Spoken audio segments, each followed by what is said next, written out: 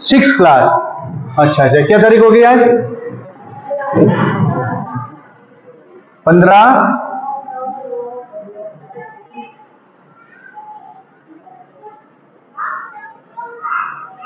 ठीक है। और अपन आज क्या पढ़ेंगे? मैथ्स। ठीक है ना। अब मैथ्स में आज जो अपन पढ़ा, या कल पहले जो पढ़ा, कल वो अपन ने पढ़ा, अपना पाठ है परिमाप और क्षेत्रफल। ठीक है, पहला क्या था? परिमाप और क्षेत्रफल। ठीक है, इसके बारे में अपन ने पढ़ लिया, पढ़ा। उसमें क्या पढ़ा था पहला? बताओ ना, कल का बात है। आयत, आयत का परिमाप। क्या पढ़ा? आयत का परिमाप। दूसरा क्या पढ़ा? वर्ग का परिमाप। तीसरा तीसरा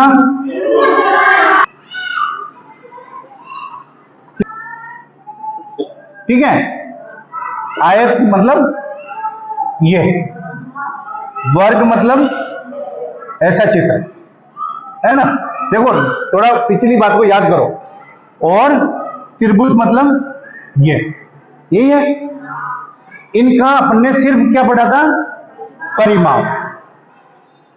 ठीक है, इसी पाठ का दूसरा चैप्टर है क्षेत्रफल। क्या है? क्षेत्रफल। यानी कि अब आयत का क्या पढ़ेंगे? क्षेत्रफल। वर्ग का क्या पढ़ेंगे? त्रिभुज का क्या पढ़ेंगे? क्षेत्रफल। इसमें अपन ने जैसे इसकी परिभाषा पढ़ी, इसकी परिभाषा पढ़ी, इसका वर्ग की परिभाषा पढ़ी, त्रिभुज की परिभाषा पढ़ी, इसका सूत्र पढ़ा, इसका सूत्र पढ़ा, इसका, तीनों की परिभाषा और सूत्र अपने को कंठस्थ याद हो जाने और समझ में आना चाहिए कि ये त्रिभुज है, ये आयत है, ये वर्ग है, ये पता चलना चाहिए। तो अब अपन उसी तरीके से, कल की तरीके से, जो कल अपन ने पढ़ा ना, उसी तरीके से आज अपन क्या पढ़ लेंगे? क्षेत्रफल। क्षेत्रफल पढ़ लेंगे। क्या पढ़ेंगे? क्षेत्रफल। अब क्षेत्रफल, अब क्षेत्रफल में सबसे पहले इसकी परिभाषा जानते हैं ना। जैसे परिमाप की परिभाषा जानी थी। परिमाप कहते किसी भी बंद आकृति की सभी भुजाओं, देखा ना। तो सेम वही परिभाषा इधर है। क्या? किसी भी बंद आकृति की सभी भुजाओं का, है ना, उसकी चारों तरफ का नाप लेते थे। ये क्षेत्रफल में बंद भुजा, ठोस आकृति, बंद भुजा का। जैसे इसमें लिखा है, किसी बंद आकृति से गिरे क्षेत्रफल का माप या की मात्रा उस आकृति को क्षेत्रफल कहते हैं। किसी बंद आकृति, कोई भी बंद आकृति ले ली, ये देखो, बंद आकृति का मतलब सभी कोणों से वो बंद है। बंद आकृति से गिरे हुए क्षेत्र का माप, ये देखो, इसके अंदर का माप। परिमाप में क्या कर रहे थे अपन? ये देखो, ये तो क्षेत्रफल। इन दो चीजों को अच्छी तरह समझ लो। परिमाप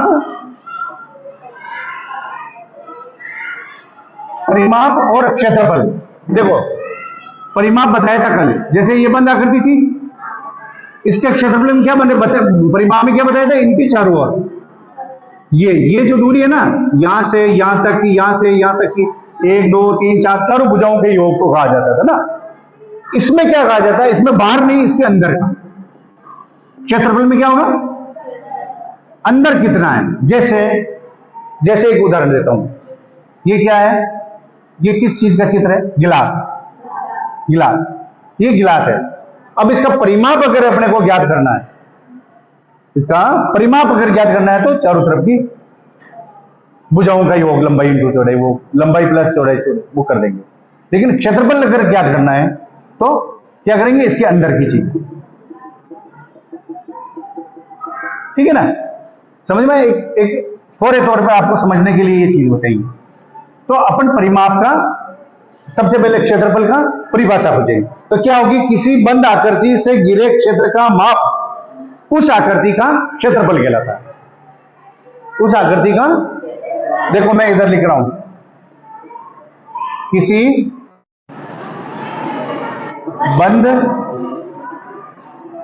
आकृति से गिरे हुए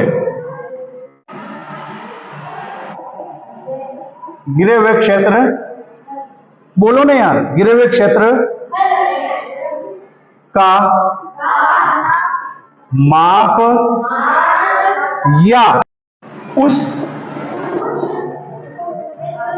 उस आकृति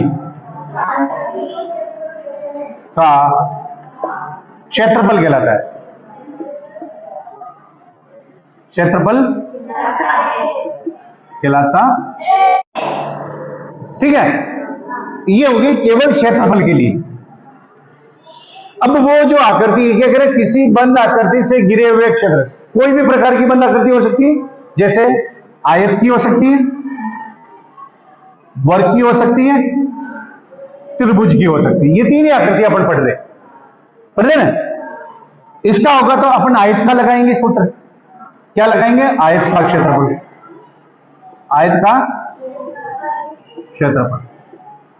अब इसकी अपन क्या करेंगे? आयत का क्षेत्रफल। अब इसका पहले तो अपन सूत्र करेंगे, पहले तो परिभाषा फिर सूत्र। आयत का क्षेत्रफल क्या है? आयत का क्षेत्रफल क्या होता है? कोई भी भुजा ही है, सेम होगा वही है जो परिमाप में था, लेकिन वो बाहर का था, ये अंदर का है। ये क्या है? आमने सामने की भुजाएं हैं, तो क्या होगा? लंबाई इंटू, उसमें क्या होता था? लंबाई प्लस, उसमें क्या होता था? इसमें क्या होगा? लंबाई इंटू चौड़ाई। ये इसका सूत्र हो गया। अब वर्ग, अब इसमें सवाल आ गया, मान लो इस पे सवाल कर लेते हैं अपन। किसी भी आयताकार, इसकी लंबाई हो गई 5, इसकी चौड़ाई हो गई, और ये दोनों सामने हो गया, आमने सामने। उसमें 2 प्लस लगता, 2 कोष्टक लंबाई प्लस चौड़ाई होता था। इसमें कुछ नहीं, सीधा लंबाई इंटू चौड़ाई, क्योंकि गुणा कर रहे हैं। इसमें क्या कर रहे हैं? इन दोनों का क्या करेंगे? गुणा। 5 और 20। ये इसका क्या आ गया? क्षेत्रफल। उसमें आता था, इसमें क्षेत्रफल है। सिंपल है, कोई बड़ी बात नहीं है ये। अब ये संख्याएं बदल सकती है, तुम्हारे परीक्षा में जो आएगा उसमें ये संख्या बदल सकती है, ठीक है ना। लेकिन सवाल आपको गुणा भाग, जोड़ बाकी गुणा भाग आना चाहिए। जोड़ बाकी गुणा भाग अगर तुम्हारे को आता है तो आप सब सही कर लो। दूसरा देख लो, वर्ग। ये तो था आयत, और फिर वर्ग। वर्ग का क्षेत्रफल है भुजा इंटू भुजा इंटू। अब भुजा इंटू भुजा का मतलब क्या है? इसमें वर्ग में एक ही भुजा दी जाती है, तो सभी चारों भुजाएं समान। वर्ग की एक भुजा होती है, वही सभी भुजाएं समान होती है। आयत में जैसे आमने सामने की भुजाएं समान होती है, ठीक है ना। तो इसका क्षेत्रफल भुजा इंटू भुजा। एक भुजा दे दी तो आप उसका क्षेत्रफल निकाल सकते हो। जैसे 4 एक भुजा दे दी तो आप 4 को 4 से गुणा कर दोगे, तो या 16 को 16 से, जितनी भी जो भी भुजा का नाप दिया जाए, ठीक है ना, उसको आप बराबर कर सकते हो। समझ में गया या नहीं? ये क्षेत्रफल हो गया। अब आता है भुज का क्षेत्रफल। क्षेत्रफल क्या होता है? आधार इंटू ऊंचाई। क्या बोला? त्रिभुज का क्षेत्रफल 1/2, 1/2 बैठो,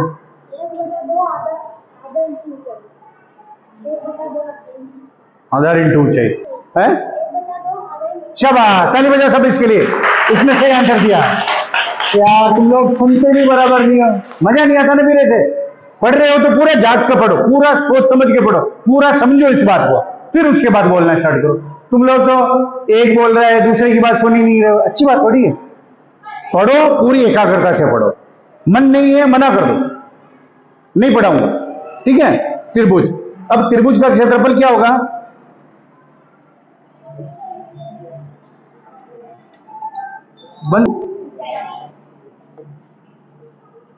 आधार इंटू, यानी कि त्रिभुज का कोई भी सवाल होगा उसमें आधार होगा। आधार बोले तो ये, ऊंचाई बोले तो इसकी ये कितना ऊंचा है ये, फिर आधार इंटू ऊंचाई। ऊंचाई यहां से आ गई, आधार यहां से आ गया, और 1/2 अपने सूत्र से लगना है, ठीक है। अब इसका क्षेत्रफल याद करने के लिए क्या करेंगे? इसकी लंबाई दी वो इसके बराबर हो जाएगी, और ये आधार अपनी जगह। जब क्षेत्रफल याद करना हो तो सूत्र अपन ये लगाएंगे। समझ में गया? अब देखो अपन इसकी सवालों की तरफ चले, यस और नो? अब सवाल करने चालू कर दें? तो नेक्स्ट टाइम अपन, अभी टाइम हो गया है और अब सवालों की तरफ चलेंगे। That's all.